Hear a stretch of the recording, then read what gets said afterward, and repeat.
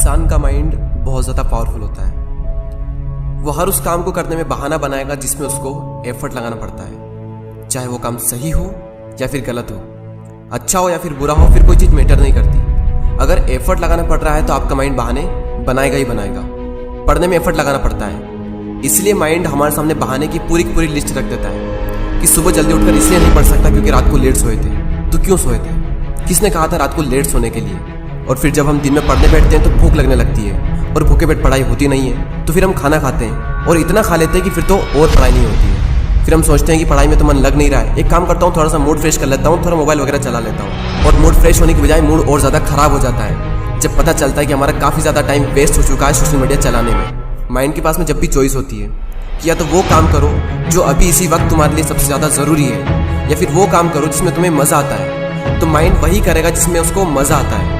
और जिस काम में तुमको जितना ज़्यादा मज़ा आता है वहाँ पर तुम्हारा कॉन्सेंट्रेशन का लेवल इतना ज़्यादा होता है जिसकी कोई लिमिट नहीं। कई सारे लोग कहते हैं कि मेरी कॉन्सेंट्रेशन पावर बहुत वीक है, मेरा दिमाग कमज़ोर है। कोई कमज़ोर नहीं है। ये देखो कि तुम्हें सबसे ज़्यादा मज़ा किस काम को करने में आता है, वहाँ पर तुम्हारा फोकस उतना ही ज़्यादा होता है और इतना होता है जिसकी कोई लिमिट नहीं। तो यहाँ पर सीधी सी बात ये निकल करके आती है कि अगर आप अपने माइंड के हिसाब से चले तो आपका माइंड आपको बर्बाद करके रख देगा, क्योंकि माइंड तो वही चूज़ करेगा ना जिसमें उसको मज़ा आता है, और मज़ा हमेशा गलत चीज़ों में आता है।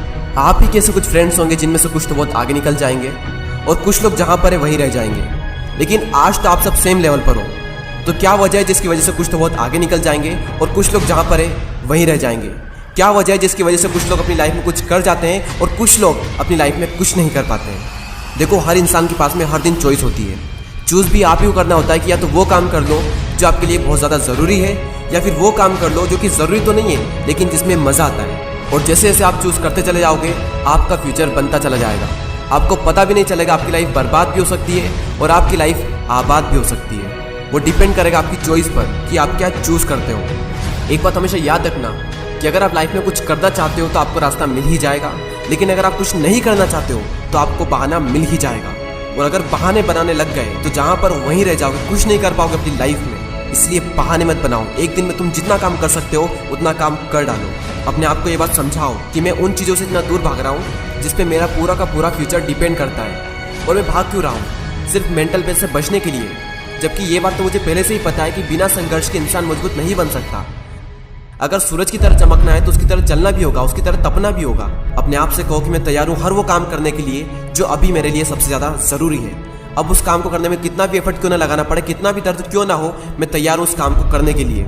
शुरुआत में भले ही थोड़ा दर्द होगा लेकिन बाद में आपको ही मज़ा आएगा। तो एक दिन में तुम जितना काम कर सकते हो उतना काम कर डालो। और जब हमारे पास में चॉइस होती है कुछ करने की, तो वो करो जो तुम्हारे लिए सबसे ज़्यादा ज़रूरी है। और जो भी काम तुम करो उसमें जी जान लगा देना और कहो खुद से कि कर होगा एक दिन। क्योंकि गौतम बुद्ध ने एक बार कहा था कि हजारों लड़ाइयाँ जीतने से अच्छा है कि खुद पर विजय प्राप्त कर ली जाए।